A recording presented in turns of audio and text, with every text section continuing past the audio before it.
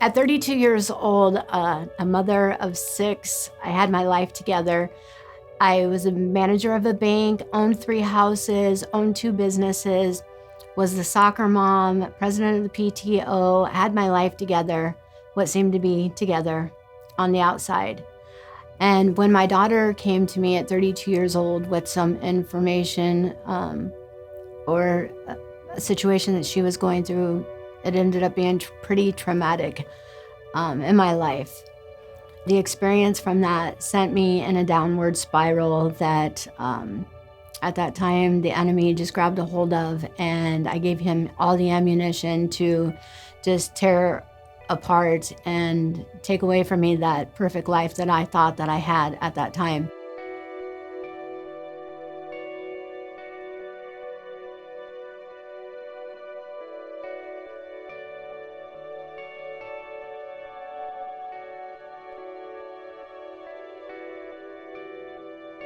I ended up losing my children to the DHS system. Ended up in a very, very dark place and a suicidal mission. Within a year, the addiction to pain pills became an IV addiction. I was injecting, I was on the streets. I went down very, very quickly. I ended up in jail many times on several occasions. And it was when that I was in jail that I would have an overwhelming sense of peace.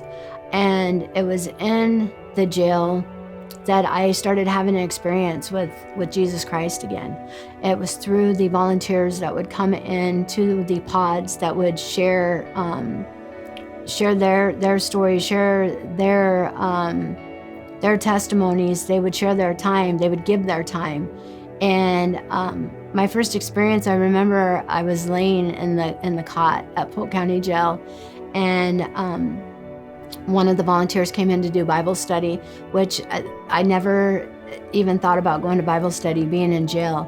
But she would come in and she would just be so joyful, and she would bring a presence into that pod that was just, you were drawn to, you wanted to be around.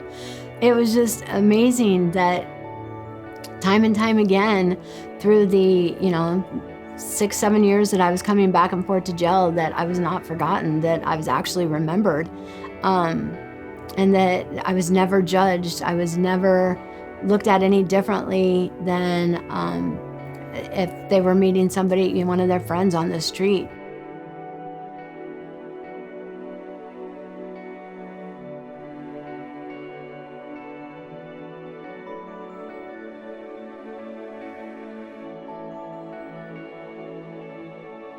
I ended up ODing on heroin 3 times within a 6-week period before the Lord reached down and grabbed a hold of me, and I was done.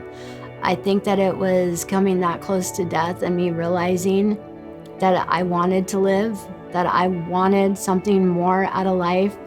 And I hit my knees that night and I cried out. And it was at that point that it was a supernatural transformation that can only be explained of the hand of the Lord came down upon me and took away everything from me that was holding me back.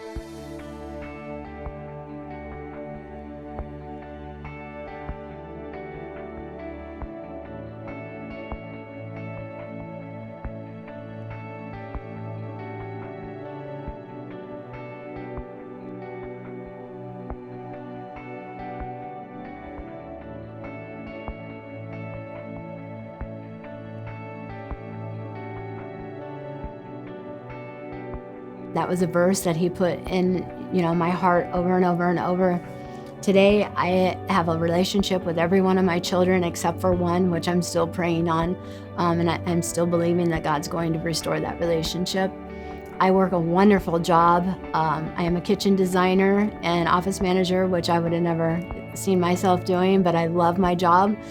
I am involved in amazing ministry, Ascended Life Ministries, I am involved in the missions work that they are doing in South Dakota to the Native Americans there. They are building up a mission school that I've been involved in helping them to build.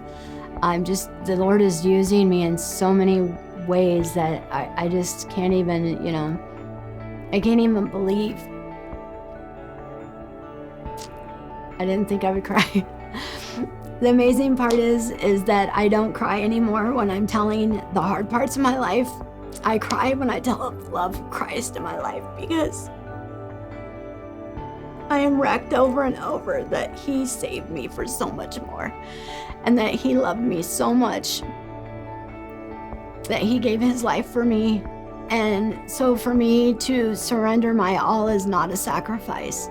It is not a sacrifice.